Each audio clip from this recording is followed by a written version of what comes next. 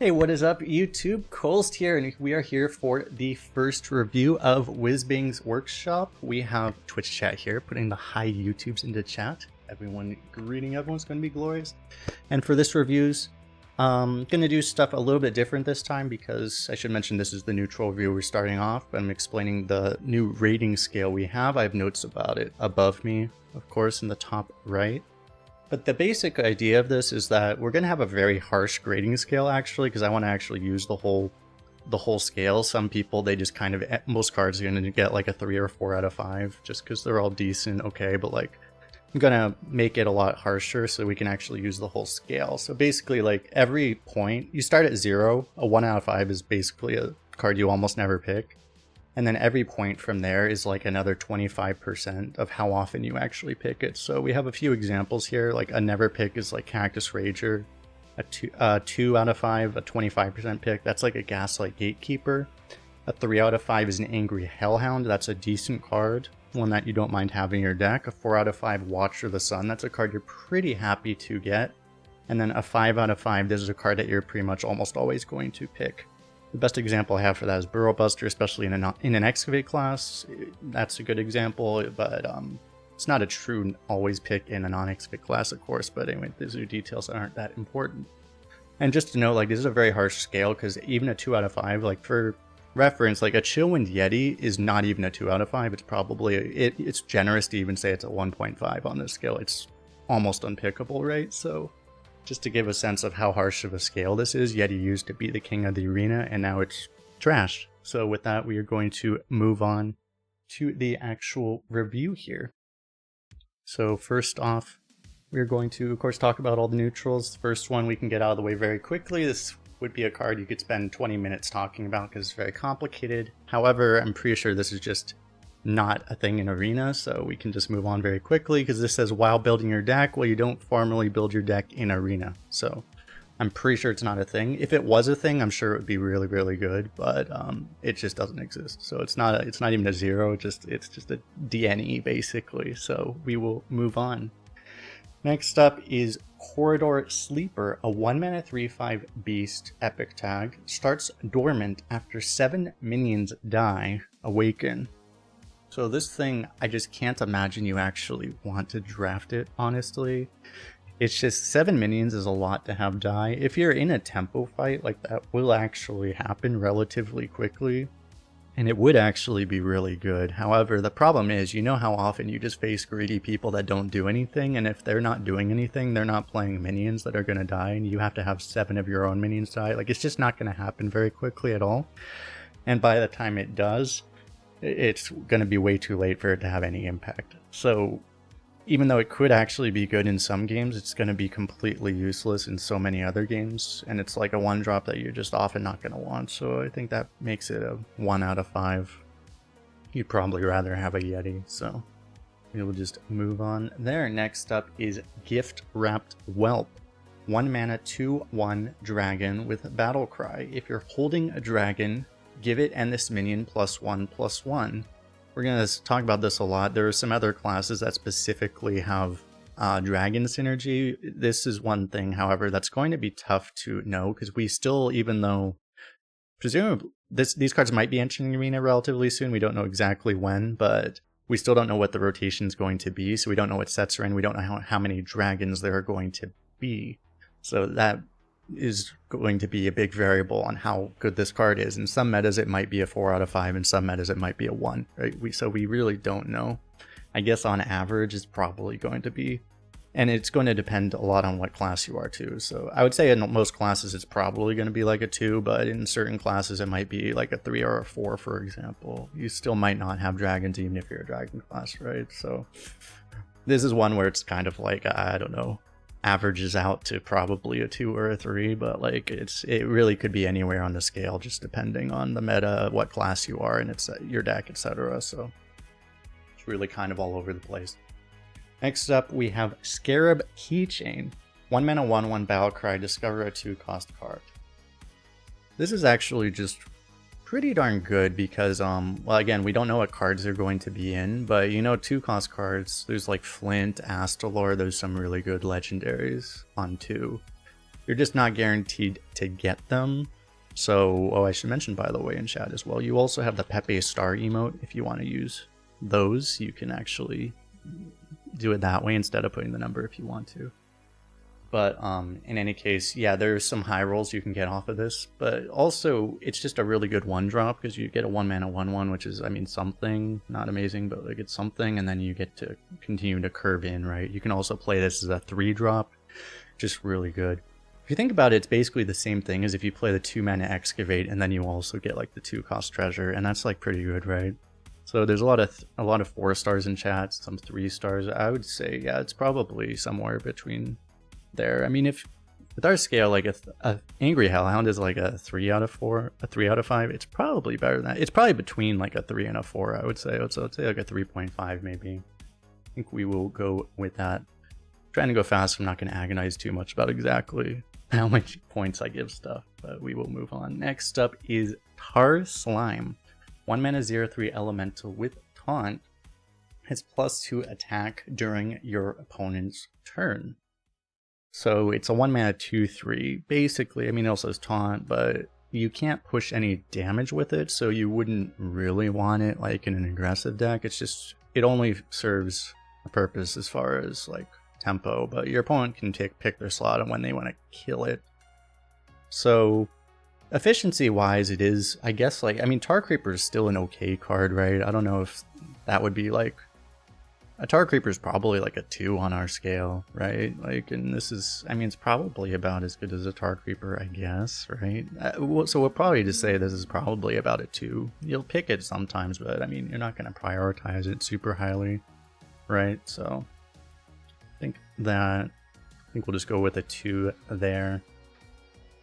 Next up, we have Treasure Distributor. 1 mana 1/2 pirate. After you summon a pirate, give it +1 attack. Yeah, the set is like nostalgia themed, basically, yeah. So this card, I mean, there is going to be like pirate synergy. From what I know, is just rogue, basically, right? In rogue, this might approach pickability because you are going to have synergy, you are going to have some pirates. Having said that, even then, it's probably not that useful, but in most classes, this is like just a 1 out of 5. Like, you definitely don't pick it. You just don't. In rogue, it might be like a 2 or even a 3, maybe, if you just want 1-drops anyway, you know, like that kind of thing. But otherwise, yeah, pretty unpickable. Next up, we have Sing Along Buddy. 2 mana 1/4 mech. With the text of your hero power triggers twice. So, as opposed to the last one, this one's not good in rogue. It's like, oh yay, my rogue dagger triggers twice. Woohoo! Although it can be useful in some other classes. I mean, just to be able to, I guess you have to double ping the same minion, right? If you're a mage, for example, you can double life tap, you can double hit your opponent in the face if you're a hunter. So depending on the class, it is going to have some relevancy. But as well, it's also in certain decks going to be good just because it's a mech, so you can magnetize it, right? Usually there isn't that much. You usually just don't have that much magnetic just because, you know, most of the neutral cards have such low offering rate, you're not that likely to have that much synergy there, but it's a thing, right? Overall, I guess probably willing to give it a 2 out of 5 here. Don't think it's bad enough to say it's a 1, but you know, it's like okay. It's probably a low 2, but it's like between like a 1 and a 2 actually. But yeah, we don't know what's in the rotation currently. Next up is Bucket of Soldiers.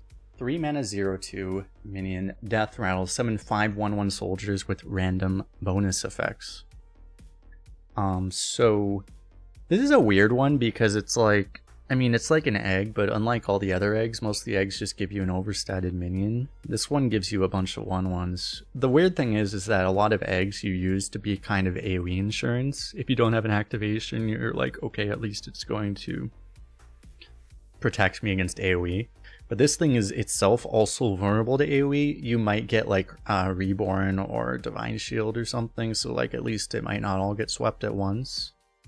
But yeah, I mean, overall though, it's like because of that, because it's like normally I'm not a big fan of eggs, honestly, in general, but also the thing is that, what am I trying to say? Ivanovich, you're really distracting me with your comments right now. How are you doing? Because it doesn't serve that normal function, it's like, it makes me feel like you really have to actually have activation for this compared to a lot of the other eggs. It's just not going to be nearly as useful as AoE insurance, basically. So that makes me feel like it's not very good. And I'd probably, I mean, honestly, I'd probably give a normal egg a 1. So like this probably also gets a 1.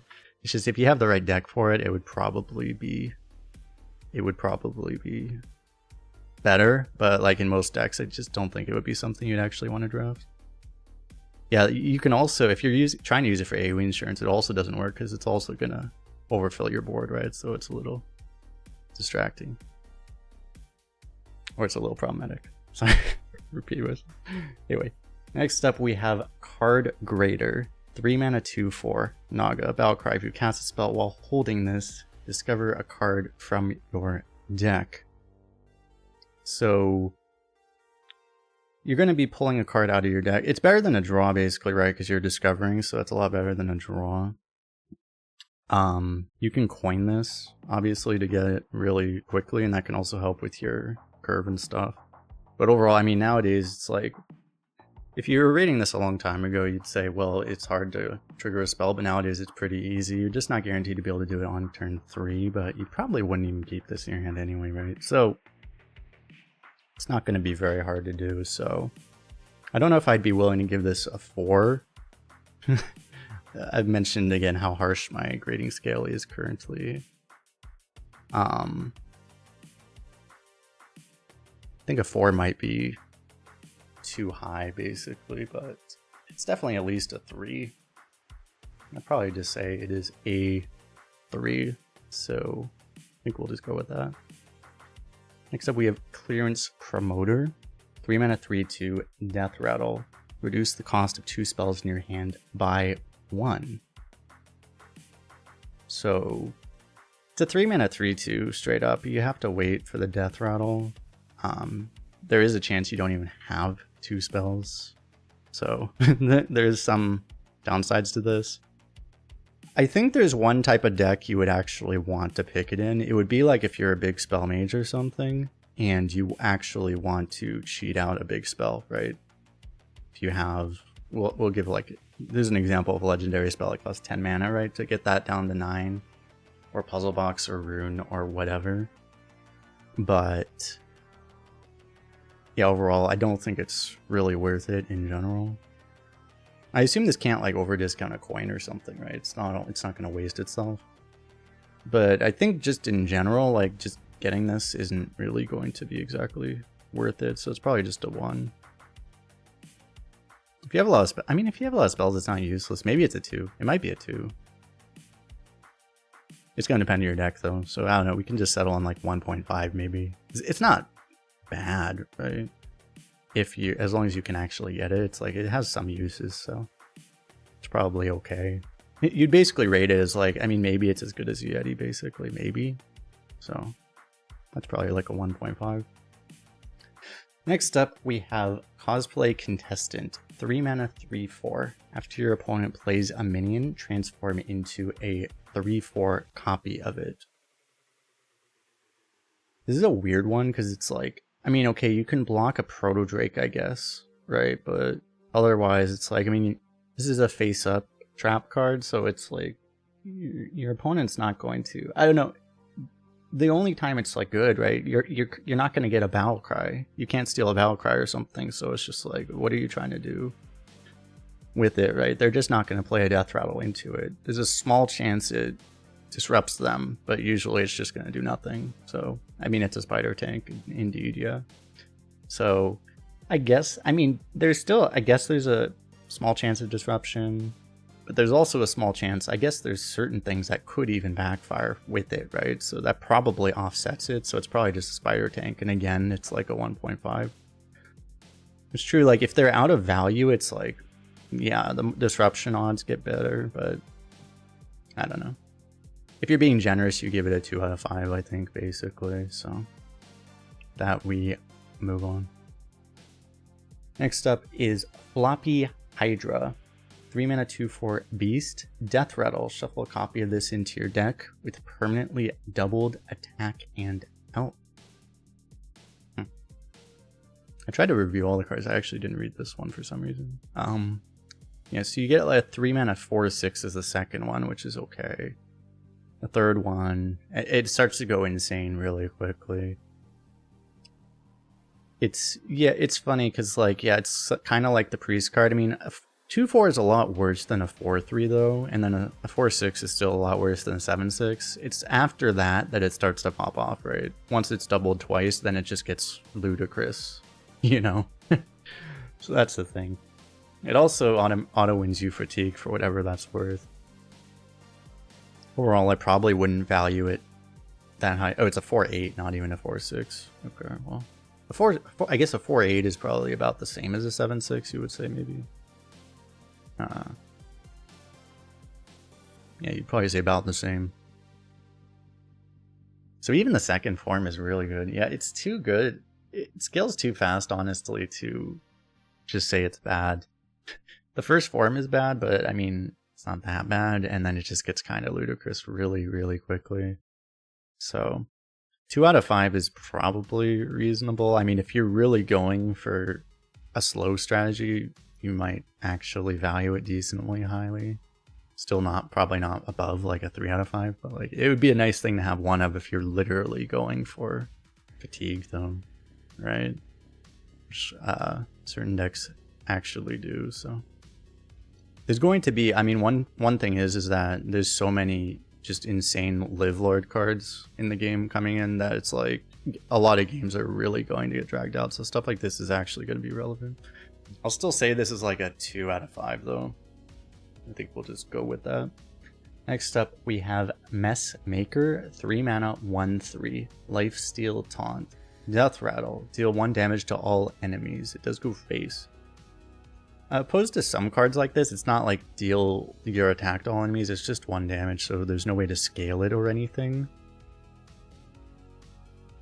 And I don't know, it's nice that it heals you. Like, healing is very good right now, but it just doesn't do that much, right? If this thing was twice, I mean, I wouldn't say twice as big, but if this was like a 5 mana 2/6 that dealt 2, it would probably be a lot better, right? As is, this thing only trades evenly with like a 2-drop, right? So it's just 1 damage just isn't enough to be like super relevant, right? The Death Rattle will heal you, yeah, so I mean it's going to heal you a decent amount if you just play it later. That's going to be somewhat reasonable. I have to remind myself to turn that off. But overall, I don't know, I mean, healing is so good that's probably pickable, right? You probably just say this is a 2 if you're being generous. It's not a 1, it's too good to be a 1. I would probably just say it's like a 2, maybe a low 2, something like that. There are certain classes where, I mean, if you actually have the ability to buff it, just buffing a Lifesteal Taunt's going to make it a little better, but yeah. Next up, we have Nostalgic Initiate, 3 mana 2/3 with Miniaturize. This is the first Miniaturize we're talking card, so I'll explain what that mechanic is in a second, but it says the first time you cast a spell, gain +2/+2. So what Miniaturize means is anything, it's always the same thing regardless of what the card says. It's get a 1-cost 1/1 copy of this. So in this case, you get a 3 mana 2/3, and then as you play it, you automatically get a 1 mana 1/1 added to your hand with the same text on it. So that means for 4 mana, you get a 2/3 and a 1/1, but if you cast a spell, for example, if you coin immediately afterwards, then both of those minions gain +2/+2, so you actually get a 4/5 and a 3/3 for only 4 mana, which is a lot of stats. So it's not like crazy amount, but it's ridiculously efficient. So the only challenge of it is that, I mean, you can't like go like 3 coin 1. I mean, you could, but then you're only getting the Miniaturize. You're only getting the spell boost on the first half, right? You're not getting it on the second half. So it's going to be a little awkward to use it for that reason. But later on, it's just a lot of stats. So you compare this probably to something like, you know, the partner, the 3-mana partner, where it's like you're getting similar efficiency, but it has a condition. And the only problem with this condition is that it's harder to actually activate on curve. You're likely to just have to use it slightly later on. But overall, I mean, it's a lot of stats, so I still think I would rate it like a 3 out of 5. Because it's a little awkward, but you're getting upside, and it's just not that hard. You can always throw a coin away if you want to on 4, for example, which would probably be worth it. So I think it's reasonable. Next up, this card, Observer of Mysteries. I hate this card so much. 3 mana 2/2 demon, battle cry. Cast 2 random secrets at the start of your turn. Destroy them. I hate it. Because you guys really think this is a 1 out of 5? Kind of surprised, because I mean, the mage spell getting randomly generated is like, actually, it shows how annoying they are. Because your opponent can't really afford to just like not do anything. And one problem with this card is it does depend on what secrets are actually in. Because if you can get like Paladin secrets, it's a lot worse, for example. That's one problem with it. If Paladin secrets are in, it gets a lot worse. But your opponent can't just like skip their turn, you know, especially if you play this even on curve, but also if you play it later, they can't just like skip their turn, right? So on average, it's going to be very annoying, and it's going to do something. Probably you would expect one of the 2 secrets to trigger. So it's just really annoying. I mean, I hate it, so I should just rate it a 1 just so people don't pick it. So I don't have to play against it. But it's really annoying. Like, it's enough disruption to easily offset how much stats it gives up, I think. So I would probably say it's like a 3 personally. But that might be it might be a little high, because sometimes it just is going to troll you. I don't know, it's probably between like a 2 and a 3, I would say. It's but yeah, it's gonna be really annoying. Once you face it, you'll realize how annoying it is, I think. It's just gonna be really annoying to play against. So next up is Plucky Paintfin. 3 mana 2/3 Murloc with Poisonous. Battle Cry. Draw a Rush minion. So one thing, the first time I read this, I thought this had Rush itself, and I was like, oh my god. But it doesn't actually have Rush itself, so this thing is kind of like, you know, this is like Primordial Explorer, I guess, but instead of discovering a dragon and drawing a Rush minion. Downside there, of course, is that first problem is you actually have to have a Rush in your deck, which isn't guaranteed, right? You might not, usually do, but like, you might not, right? But having said that, it's like a 3 mana 2/3 Poisonous. I mean, a 3 mana 2/3 Poisonous would be probably a 2 out of 5, right? Even by itself, I want to say. Maybe be like a 1.5. But yeah, getting an extra card draw moves it up at least a star, so I think it's probably a 3, I would say, just for that. So just a nice thing to have, because Rush minions are cards you usually like to have, right? If you have a Broom in your deck, this thing becomes really good so too, right? Like I think I like it a lot because of that. I would probably say it's a 3. Next up, Rumble. And if you have like really good rushes, you might even rate it like a 4 out of 5, actually, but yeah. Next up, Rumble Enthusiast. 3 mana 2/5. Common minion. After you play the left or rightmost card in your hand, deal 1 damage to a random enemy. This is actually see play in Constructed in certain decks. This could be kind of funny. Imagine this in Miracle Rogue. Can you build a Miracle Rogue deck out of this? Anyway. Why is it not Demon Hunter? Well, they probably want it to be... It's a Rogue and a Demon Hunter card, right? Every other class, it's probably near unplayable. I guess you could do it in Mage too. In Wild, for example. But anyway. You just wouldn't expect... I mean, it's a 3 mana 2/5. We know how annoying like certain things are. Like that thing... What was that one called? Like the one that buffs all the minions you summon afterwards. You know how annoying that thing is. This thing's a little more restricted because it has to be a left or rightmost card. It's a little weird, but overall, I mean, it's an annoying effect that you're probably getting some value out of if this minion survives, and it's a 5 health 3-drop, right? So it's gonna stick pretty often because it just doesn't die, right? It's probably not going to do much very often, but it just doesn't have to do that much because it's a 3 mana 2/5, right? So, I mean, it's fine. That makes it at least a 2. I mean, it's definitely at least a 2. It's probably, it might even, I don't know, a 3 might be too high. It's probably like a 2.5, I would say. I think it's better than a 2, and it's probably worse than where I have a 3 rated right now. So I would say like a 2.5, which makes it a decent card. Next up is Sweetened Snow Flurry. 3 mana 3/3 elemental with miniaturized Battlecry. Get 2 random temporary frost spells. And this is a thing that is a common trend of this set as well. This thing of getting random temporary spells. Temporary just means if you don't use it at the end of your turn, it goes away. You said this sounds insane in DK. One thing you keep in mind is that random means when you get random cards, it's not class specific. No matter what class you are, you can get any class. So no matter what class you are, you can get Mage Frost spells, you can get Death Knight Frost spells. So the value of this is very, very strong. If you need to, you can play it on 3 and just give up the first 2, but then you still get the miniaturized version where you can use them with all your mana later. But, I mean, you're going to try to hold this for all the value because this is way more value than you should expect. Like, it's not that hard to use. You just have to wait a little while and you're going to get at least 3, but sometimes 4 frost spells worth of value out of this. It's just way too ridiculous.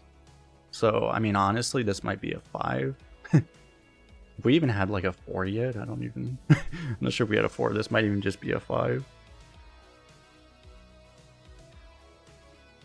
It's going to depend. Yeah, I mean, if you have it in your opening hand, it's going to be a trap. You probably don't need to get all of the value, right? You're going to feel bad wasting the first 2, but you're probably going to want to. But later on, you can literally use all of it, so. Because you're not going to be able to use all of it, it's like, I don't know. People say like it's a 3 mana 3/3. It's like, you just don't care. Like, you're doing it for the frost spells. Like, the minions just kind of attached to it. So it might be, it might just not quite be a 5, but like, it's very, very strong. I mean, would you take this or a Burrowbuster in a non-X-Weight class? I would probably take this, honestly. So it depends on, I know we have to see what the frost spell pool is, I guess. That's the one thing, but it's definitely up there. It's like a 4 to a 5, I think. Won't agonize too much about exactly what rating we'll give it, but it's really good. Next up, we have Caricature Artist, 4 mana, 3/4 Battlecry. Draw a minion that costs 5 or more. Give it a funny mustache. Which I'm pretty sure doesn't mean anything. 5 out of 5 for the mustache. Pretty much, yeah. 5 stars. But, I don't know. I mean, it's a buffed novice engineer. I mean, no mission inventor is the card. It's just slightly better. I don't know. A 4 mana 3/4 plus a draw isn't usually that good. The idea of this card would be that you tutor something specific. If you only have, ideally you just have one legendary that it pulls always. Like an Odin, for example. But the thing is, you're going to have, in Arena, you're probably going to have like other things, so you're not guaranteed to get what you want. Anyway, there's still, just being a partial tutor, even if it only works like 1 out of 3 times though, is still nice. But I don't know how much value you give that, because I just don't think a 4 mana 3/4 draw card is really that good. You'd still rate this like at least a 2, right? Like, I mean, I'd probably pick it over a Yeti in most decks. Assuming you actually have minions that it can draw. But probably not much above that, so I think we'll just keep it at 2 there. Next up is Giggling Toymaker. 4 mana 2/1 with Death Rattle. Summon 2 1/2 mechs with Taunt and Divine Shield. So Giggling Inventor, well, it was 7 and then it went to 5 and then it went to 6. This thing's a Giggling Inventor, but instead of Battlecry, it's Death Rattle, and you get it currently 2 mana cheaper. So it's very good to get like a discounted Giggling Inventor because of how good Giggling was. And just off of, I mean, you know, Annoyatron is a 2-mana card, so for 4 mana you get 2 2-mana cards and a 2/1, which is a lot, right? And if you weren't aware, or if you weren't around when Giggling Inventor was really good, like you have to keep in mind just how annoying that amount of taunt is, because it's just not very easy to get past. However, the problem is unlike Giggling Inventor, this thing is silenceable. So, you know, unlike Giggling Inventor, which you got everything immediately, this thing can get silenced. So that is a risk. But overall, it's not that often that actually happens, and then you still get this one as well. So I'm trying to think, like, is this better than a Giggling Inventor? And I think, like, on average, even though it sucks to have it get silenced sometimes, on average it's probably better because it's so much cheaper, right? I just don't know if I would actually, I think on our scale, like, a Giggling Inventor is probably just a 3. or this thing is probably just a 3. I'm not even sure. Like, Giggling Inventor was at like a 4 to a 5 back then, but it's like it would be like a 2 now, probably, I think. This thing, I think I'd just settle on this thing probably being about a 3, because it's just, if it could never get silenced, it would be at least a 4. But the risk of that getting silenced, I mean, that's painful, you know. So I think we would rate it a 3. Is a card that's just like, I just don't think you would pick it over a lot of really good cards, but you would pick it sometimes. So the other thing is like, this effect also just isn't as good as it used to be, because they're just, boards are so much scrappier. There's so many more rushes and things that just get through stuff like this, and there's just more minions on board on average. So it's like, this thing isn't as strong as like what Giggling used to be. It just doesn't have the same effect, right? It's not as good as it would have been before. I think it's still a 3 just because it's so cheap. But yeah, I just don't think it can be better than that right now. It's still just a card you pick though, sometimes. Next up we have Nesting Golem. 4 mana 4/3 undead with Death Rattle. Resummon this with -1/-1. So the idea of this card is, well, first of all, if you have this with if you're like a Death Knight, you can give this Reborn some certain ways, right? Probably. And then it's really annoying. Certain other classes, which classes had ways to give Reborn before? There were other classes that could give it Reborn. That makes it really good, but also certain classes can hand buff it, like Hunter, Paladin, some other classes. There's some neutral hand buffs too, depending on, it's going to be, so I mean, it's going to be meta dependent just based, and class dependent just off of what you are. Like, you probably pick this over almost, this might be a 5 in Paladin, for example, actually. Yeah, it was Priest. Priest has I think a couple ways. Hand buff doesn't do anything? Really? Does it not? It says with -1/-1. Does it only affect the base? Doesn't make much sense to me. I would think it would. Oh, Rattlegore? It doesn't. It's not affected by hand buff. Oh. Okay, so then you need Reborn. Well, in that case, 4/3 into a 3/2 into a 2/1. It's still a lot of stats, right? It's better than, like, you'd probably value this over like a Cairn or something, right? Just because it's more annoying and it's so much cheaper. In that case, then you'd have to give it Reborn to get like really good synergy. You would create corpses for DK too. Into a 1/0. Does it actually generate a 1/0? It might not, actually. Overall, I mean, Turn 4 says slow, but it's, I mean, it's not slow because it's still 4 power for 4 mana, right? Like, it's fine, right? It's as good as any 4-drop is going to be as far as like actually impacting things. It's just a little vulnerable to, getting like Plague Struck or something, and then it just Plague Struck Hero Power just kills it. There's certain ways to actually deal with it relatively efficiently then. The fact that it doesn't have buff synergy makes it worse. There's actually certain other synergies that I think Shaman has synergies with this too. I think this thing will just stop at 0. Anyway, I mean, if you're comparing it to like a Piloted Shredder, for example, which makes sense as a comparison, I mean, I would pick this over a Piloted Shredder easy. It's because it's consistent and it's much better. Anyway, my comparison is Cairn, and I'm favoring, I think I'm comparing it favorably to Cairn, honestly. And I mean, obviously Cairn is not the greatest card anymore, but it's still good. So this thing's at least a 3. I don't know if I'm willing to give it a 4. Maybe it'd be like a 3.5 or something. It's just certain decks still are going to like it more than others, but it's pretty annoying. I'll just say it's like a 3.5. I don't want to. We want to go quickly, so I'm not going to agonize too much over it. So, would I pick it over the last card? Depends on what type of deck you are. In a more aggressive deck, it would really depend on what type of deck you are.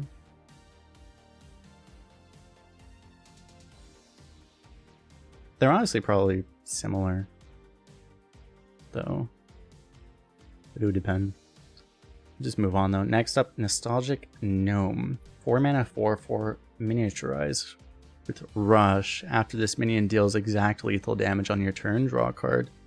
This is one weird thing. There's a lot of cards that are just being like reused, but they refuse to use the keyword. I mean, this is literally honorable kill. As far as I understand anyway. So I don't know why they don't just call it honorable kill. Is something about the nostalgia? Is there like a flavor reason they're like, oh, it's like something you remember, except it's not. It just reminds me of this, but it's like, oh, it's not this thing. What's that? I don't know. But anyway, so it's a pretty good chance. I mean, you can. It seems pretty good, right? For 5 mana, you get a deal 4 and a deal 1, which is not super amazing, but at the same time, it's like. It's Rush, so it's good, and you have 2 different rushes, the flexibility. We know how good, like, even Ram Commander, for example, is still a decent card, right? Yeah, it's just weird that they don't reuse keywords that already exist, but I guess I think it's because if the keyword's not in Standard, they just don't want to. I guess it's because they just... New players won't know what the keyword is, even though you can just hover a card and see the keyword, but I guess they probably don't know how to do that either, so they just think it'd be more confusing, I don't know. But anyway, I mean... You can get 2 draws out of this if you really want to, pretty often. You can get at least 1 draw, probably almost always. So then it's like 5 mana for 5/5 of Rush and drawing a card, which is better than a Big Ol' Whelp, right? I mean, Big Ol' Whelp is maybe not even a 2 out of 5 at this. It's probably a 2 out of 5. But this would be like significantly better. I think this is at least a lot of classes still like card draw. So I think you would give this at least a 3. It's probably just a 3. Probably can't be better than that. Our rating scale is very harsh, so it's hard to even give anything like a 4. It has to be really good to get a 4, so... Yeah, I think it's just a 3. This is going to be like a card, just good card in your deck. It's hard to at least get a 4. Okay, this is where the fun starts. Next up is Origami Crane. 4 mana, 4/1. With Taunt, Battle Cry, swap health with another minion. This is a power crept Natalie Celine, which is one of the best legendaries ever made in Arena. I mean, I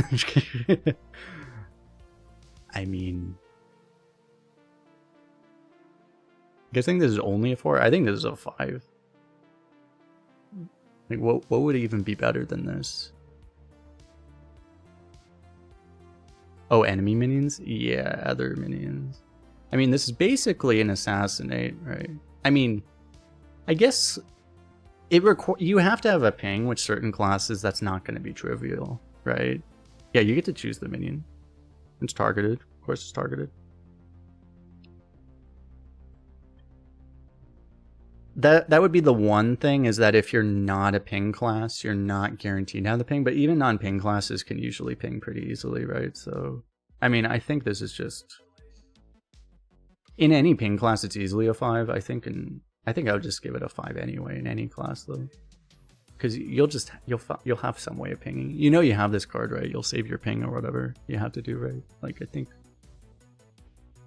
It's just really good. Kind of ridiculous that this is a neutral rare. Next up, Splendiferous Whizbang. You start the game. This is not a card in Arena, we just move on. This is just something. It's card doesn't exist. Next up, Forgotten Animatronic. 5 mana, 4/6. Yeah, it also has taunt, by the way. That's the other thing. So even if you steal a lot of health from a big thing, it'll at least block the attack or force removal or something too. That's the other thing. Anyway, next up, Forgotten Animatronic. 5 mana, 4/6 at the end of your turn. Destroy a minion with less attack than this. Unlike the other one, I mean, this one actually will be relevant if it's in like Paladin or something, because you can hand buff this and then this will destroy anything. I mean, it might destroy stuff on your board, which is a little bit weird. It doesn't say random. I don't think you can target things in the end of turn phase though, so I think it's inherently random, because you can't control something at the end of your turn. Unless it has to be random, right? Like, I don't think they're going to give you an action during your end of turn phase. So it has to be random. So it can hit your own board. That's the issue. So you're going to have like weird situations where you play this, you kill something. You just can't kill something that big, but then if it sticks, then your opponent plays something bigger than it. If you buff it, it's great, but if you can't, then you can't really develop. It gets really awkward really quickly, yeah. And there's going to be a lot of games where, yeah, it's going to be a 50-50 or something. So it might be a card that if you're not wanting to take 50-50s for the entire game, you might just not want to take this. Having said that, it's hard to evaluate like how good this would be. I mean, if you're behind, if you're playing like a control deck, basically, it's really good, right? If you're expecting to just be playing on defense, because then you can probably handle the fact that you're not worried about it, right? So, in a defensive deck, very good. An aggressive deck, completely useless and unplayable though. So it's very playstyle dependent. It's at least a 3, maybe even a 4 if you're the right, you know, if you're really going for a passive playstyle. But in an aggressive deck, it's a 1 probably. Maybe a 2, because like you can still sometimes pick your spots with it, right? No matter how aggressive you'd want to be, sometimes you still get board cleared and then you can still play this and get value out of it. But so yeah, it's hard to just give it a rating because it's so dependent on what type of deck you're actually playing. So I don't know, overall pick something in the middle. I said like it ranges from a 4 to a 1 to a 2, so like maybe it's like a 2.5 to a 3 overall, but it really depends on your deck. So just move on with that. It is a mech, by the way, so you can magnetize it to make it bigger. That's one thing. So it is a Five Nights at Freddy's reference, true. Yeah, we'll just go. Next up, Nostalgic Clown. 5 mana, 6/5 with miniaturize. Battle Cry. If you played a higher cost card while holding this, deal 4 damage. So it's pretty hard to activate this. I mean, you can if you want to wait for a while, but like, you know, this is another one where it's just a reused keyword because it's corrupt. The mini version, like any mini card, it's just the same text, but it has mini. It's a 1 mana 1/1. Why is it an epic? Probably because Clown was an epic. The original corrupt Clown.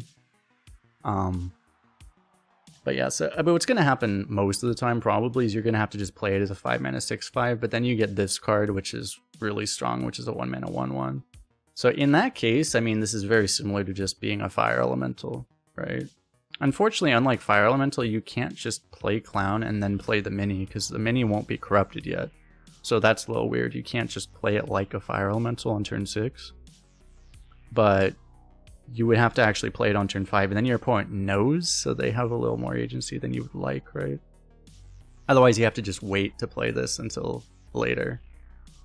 Overall, I mean, so there's a lot of awkwardness to it, but it's, I mean, Fire Elemental is still a really good card, right? I don't know if we would give it, on our scale, like, I mean, the Fire Elemental is probably like a 3.5. I think this is, I probably take this overall over a Fire Elemental because there's just potential. You can get 8 damage, it can go face, right? Like, it's just, it just does so much. I think it's better than a Fire Elemental on average, even though it can be more awkward. It just does so much.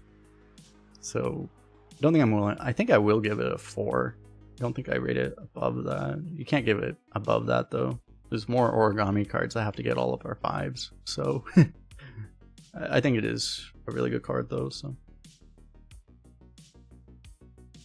Next up, Origami Frog. 5 mana 1/4 beast with rush, battle cry, swap attack with another minion. So compared to the other one, which stole the attack and just left a minion you have to ping, this one is this one will just basically allow you to just kill it. The one thing that's weird about this one is that it outdoors the card, but then it also gives you a giant rush minion that will very likely kill it. It's a little weird because this thing's, compared to the other ones, this one's more situational, because if it's just imagine it's like a 4/12 or something. Okay, you turn the 4/12 into a 1/12, but then you only get a 4/4, so you can't kill it. So, you know, if your opponent has Ysera, like it doesn't answer Ysera, for example, right? It just doesn't. Just as an example, a one-off example. You need it to, this one only specifically works on ones that are high attack minions, like preferably higher attack than their health. So this one's a lot weirder than the other ones. So as a result, I think this one I probably only give a 4 out of 5 because it's a lot more conditional than the other ones. Yeah, it would almost make sense if they were swapped, honestly. If the other Origami card was 5 and this one was 4, that would probably make more sense. It's still a really good card. Like, I think it's still a 4, but I think, yeah, I don't think I can give this one a 5. It's just because it's still gonna be very good, pretty much no matter what. But it's just it's too awkward to be like an auto pick, basically. Still very good. Next up, Workshop Janitor. 5 mana 5/5 battle cry. If you control a location, draw 2 cards. I'm not even sure, like a 5 mana 5/5 draw 2 with no condition on it. Nowadays, I'm not even sure if that's above like a 3, to be honest. The problem is that, I mean, the other problem is that this is a very hard condition to meet. I mean, you have to have a location in your deck, period, because you can't discover locations really ever. So it's like you have to have draft a location, which is already not that common. It might be more common in this rotation. We don't know what the cards are, but it's still probably not going to be that likely. And then you also have to draw on the location, then you have to actually play this card before the location dies, right? It's not going to go off that often. A 5 mana 5/5 is garbage, so in modern standards. So, you know, I mean, if you have a location or two, you probably rate it like a 3, but or a 4 even, but like in most decks it's a 1, so give it like a 1.5 maybe, for being nice. But yeah, you probably just, most decks you just don't take it. Next up, Lina Shop Manager. This is going to be a very frustrating card when it just randomly gets summoned to boards and you don't have agency to kill it. 6 mana 3/3. Whenever you cast a spell, fill your board with random minions of that cost. So it's an interesting card. I mean, you can just play this on 6 and then coin and you get a bunch of tiny fins on your board. Yeah, the thing that's weird is, like, if Fireline's Portal summons this on 7, like, it's just gonna die though, right? Like, you don't get to use it, but it's a little hard. I mean, if you just do this, the problem with this is that you have to actually wait until you basically have all your mana, right? Because even at 3, I mean, you probably get good value. I guess if you do it on 1, it depends on what, there's so many ways you can get trolled, right? It's like you do this on 2, you get doomsayered, right? You do this on 1, there's other things that control you, right? It's a little weird. And just in general, like, until you get to probably 10 mana, like, well, 3 might be pretty good, actually. 3 would probably be really good. But then at 4, it gets to the point where you're going to have things that survive AoE. So, like, that's what I'm worried about, is that even at 3, it's still mostly going to die to, like, a 3 damage AoE. And but at 4, you'll have things surviving. So it just feels like it's pretty conditional. You need to actually have exactly 3 to 4 mana cards. You need to have 10 mana. This is a lot of conditions you actually have to go out of your way to meet. As long as you can, it's really, really strong though. So that's where, I mean, it's a hard card to rate because of that. It's like, you're getting this on pick 1 and you can try to force it. You can pick all the 4 mana spells, for example. But you could also just not get offered any 4-mana spells. And it's never going to go off twice. That's the other thing, right? You also can't like go 6 coin 5. It doesn't work. As long as, I mean, it's like as long as you're in a class, like it's probably class dependent too. As long as you're in a class like Shaman or Mage, for example, that actually has good 4-mana spells, you would do it. It would also be class dependent. Overall, it's like I don't know how the hell we can even rate this. Probably we'll just comp out and give it a 3 out of 5 because I'm not sure. But it's just because it's so dependent on so many things. You'd have to see how it performs on average because it's a very weird card.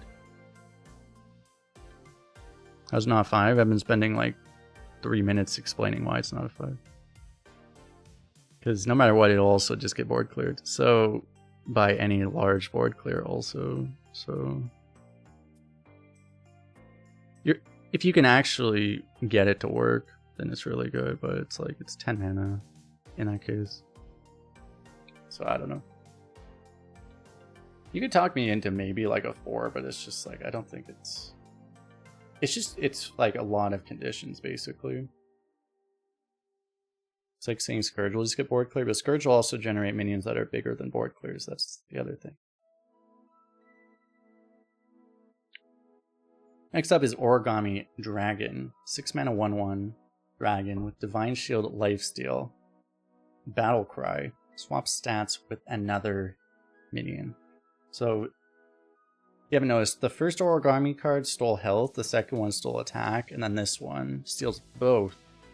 So, and also has Divine Shield and Lifesteal. So you're going to get a giant Divine Shield, Lifesteal, and you're also almost triggering Assassinate. It's almost an Assassinate, right? Because you can neutralize minions. There are cases, by the way, where it's better than an Assassinate, because, for example, if you use this on a giant Death Rattle, like a Proto Drake, for example, you actually might prefer not to kill it. So then this thing actually doesn't kill it. It leaves it up so it doesn't trigger the Death Rattle and replace itself with a real threat, right? So, I mean, it's just ridiculous, right? It's a 5 out of 5. So, really, really good. Next up, Wind Up Musician. 6 mana 5/5 with tradable Battle Cry. Deal 1 damage to all enemy minions. Trade to upgrade. So this is a weird one because I mean this just seems undertuned, right? Like I mean it seems like an okay card, but it just doesn't. It's just weak. It just seems like someone messed up the stats on it. Like it just doesn't good, you know. It might be. Well, I'm kind of guessing. It's kind of weird because it just seems like they just didn't balance it properly. Especially if you look at like the Origami card. Can you imagine like these are cards that they both printed at the same time? Like, why? I think there is some tradable synergy in the expansion actually. From what I checked, we'll get to there later. I think there is some tradable synergy, but I don't know. Overall, I mean, this thing, it kind of feels to me like this thing used to hit face, and then they like decided it shouldn't hit face, but then they just didn't buff it to offset the fact of how bad it is when it doesn't even hit face, right? That's kind of what it feels like to me. It might still be like, because it's still initiative, it's still AoE, some classes might want it, like this might still be, maybe you're being nice and it's a 2, but like it just seems weak, you know? If you happen to trade away a couple of times, at least compared to like Sunspot, if you keep drawing it, at least you get benefit out of it. But yeah, I don't know. I'd probably give it a 2 because at least sometimes it's going to be like helpful, right? It's in neutral. Certain classes that don't have Wind Fury or don't have like a Whirlwind effect might want it, so it does something. But it just seems, you know, it's very conservatively balanced. So I'll be like nice and give it a 2, I think, but honestly, it might be too high. Next up, Colifero the Artist. 8 mana, 6/5 elemental, battle cry, draw a minion. Transform all other friendly minions into copies of it. So it transforms minions you have on the board, right? So the idea of this, well, I mean, the idea of this is that this makes this turns into a Mark McKaysey OTK video somehow, right? That's the real idea of this. But the other idea of this is that you just happen to have a bunch of totems on your board, and then you just transform into anything. In Arena, the problem is you just can't guarantee you're going to get anything good. So it can even in the best case, it can still troll you. Because you can just draw one drop, right? You can also turn your whole board into Proto Drakes, but you can also turn your whole boards into one drop. So it's very risky, and you can't really build your deck around it, right? Because you can't just only put big minions in your deck in Arena. It just doesn't tend to work very well. So realistically, it's probably just a 1. It's just way too hard to make work to have any like realistic chance of working. This is something, if you really want to meme and you just want to create like the funniest thing ever, you could go for it once, but like trying to win, there's no way. There's absolutely no way. Yeah, because that's the problem, is 8 mana, so it's like you can't like combo it with anything, right? You can't play like the 3 mana summon for 1/1 card and then play this unless you're like holding it with coin on 10 or something. It's just, you can't really, you have to have a whole board of cheap crap actually stick, which is just not realistic. Your opponent's going to kill it with the wind-up musician, right? That's the issue. This is why the wind-up musician existed, to counter this card, right? So, you know, it's just, sorry, this card is just too strong. It just keeps limit stuff like this out of the game. So yeah, sorry, what are you gonna do? Next up, Joymancer Geppetto. Would it work with Dredge? If you pull a random card, it doesn't, like draw a minion, it doesn't pick the top of your deck. It just pulls a random card. So no, you can't control it in any way, I don't believe. It should just be like a random minion. So to tutor it, you'd literally have to have only 1 minion in your deck. So next up, Joymancer Geppetto, 8 mana 6/6 Battle Cry. Get copies of every 1 attack or 1 health minion you've played this game. So the idea of this, first of all, like it's 1 attack or 1 health. It doesn't have to be 1/1s. But the idea of this is that you just, anything that's miniaturized automatically comes back. Also, any origami card also comes back, which is kind of disgusting. So, because that should work. So that's pretty nasty. If the origami cards are a high offering rate, you actually might just take it for that. Just say whatever. I mean, you're probably gonna have miniaturized cards too. So origami cards plus miniaturized cards is already pretty good. I don't know if you can still, there's still going to be like risk, right? Because you just can't guarantee you get stuff that it's really good with, but you can also, I mean, you can get, like just looking at some of these other cards, right? I mean, you can get like this back. Anything that's 1 attack. Not much has 1 attack anymore, I guess, right? Otherwise, but there's like other things you can get back, so not reasonable, or it's not unreasonable to expect to get some of them. So yeah, shock hoppers, swashbucklers, stuff like that. You're definitely gonna get good things to have, right? It's like it's a much better version of the old Geppetto, right? The problem with it is that, yeah, I mean, by itself it's a slow card, but you're expecting that you hopefully get 1 origami card to make up for it basically automatically, and then, you know, and then you have miniaturized cards for more value. So yeah, it's probably just because like you really can't use it probably until turn 9 because of that. Like it's just, I think that makes it a little too slow to make it like a 5-star card. But like, yeah, I mean, it should be good in most decks. I think it's like, I'm probably willing to give it like a 4 just because I'm assuming that you're going to have a pretty good offering rate on miniaturized in most classes, right? But if that's not the case, it's going to be a lot lower. But yeah, it's like, it's probably like a weak 4 maybe, you know, it's a good card most of the time, right? Next up, Factory Assembly Bot. 10 mana 6/7 mech with miniaturize. At the end of your turn, summon a 6/7 bot that attacks a random enemy. This is like kind of a ridiculous amount of RNG on a card. So again, keep in mind, miniaturize means you get a 1 mana 1/1 copy of this. Which means, I mean, if you keep coin for this, you can play them both at once. Then you get a 6/7 and a 1/1, and then you get 2 different 6/7s that both also attack. The big problem is, like you say, it's a 10 mana 6/7 rush. I mean, the big problem is it's random, and at that point in the game, like, it hitting the right target or not is going to win or lose you a game. So that's one issue, right? It'll either kill the opponent when you'll either kill them, or it'll also, like, you know, it'll not kill the thing that you need to kill. So it could be pretty frustrating. It is a lot of good stats for the cost, that is true. Because you're basically getting 2 5 mana 6/7s, which is like even better than Ogre, right? And Ogre is the best card ever made. So overall, I mean, it's like it's also a mech, so you can magnetize it and stuff.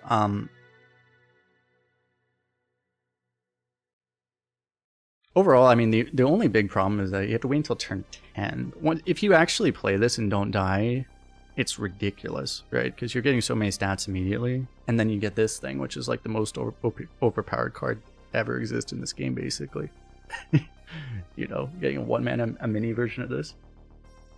It's just like, you probably can't take this in any aggressive deck, because it's a 10 drop and it's way too slow, right? But in any slower deck where you actually have tools to stay alive, it's the best win condition ever, basically. So you'd have to pick it accordingly to that.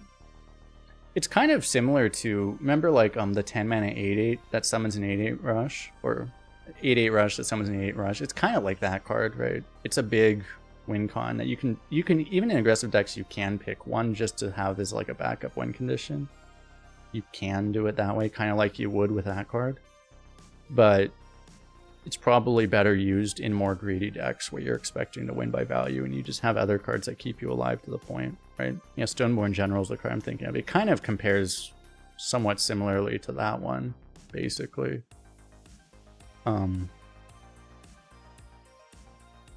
So, I don't know. I'd probably give it just like a middle of the road rating as a result of that, I guess. Maybe like a 3 out of 5. Although it's just gonna depend, like, you're gonna want it in certain decks but not others. It's an epic, so like you're not gonna have to worry about getting offered multiple of them, so it's just a nice card you might want to have one of. Just to have like the ultimate greed card and ultimate late game win condition. I think it's just good to have a card like that, right? So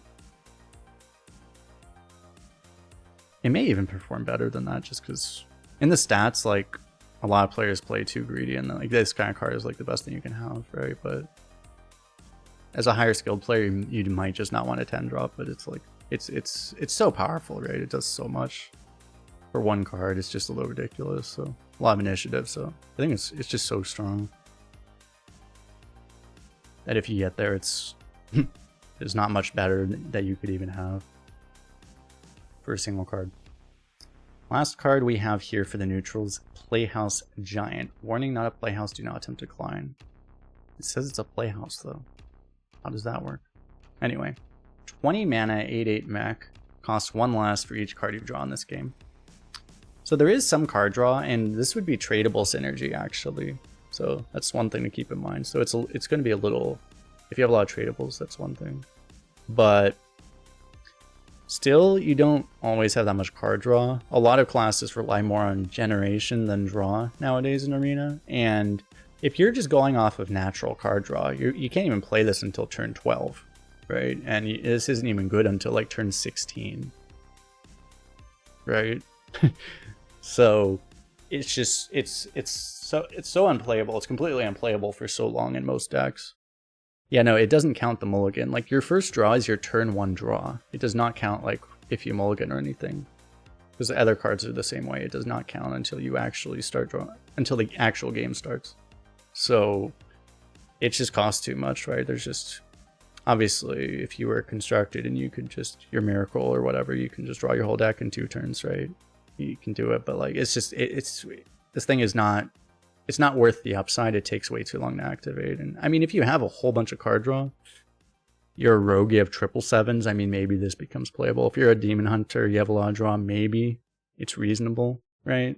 But in most classes, this is just unpickable. It's a 1. So with that, let me know what you think about any of these cards. If you're watching this on YouTube, in the comment section below.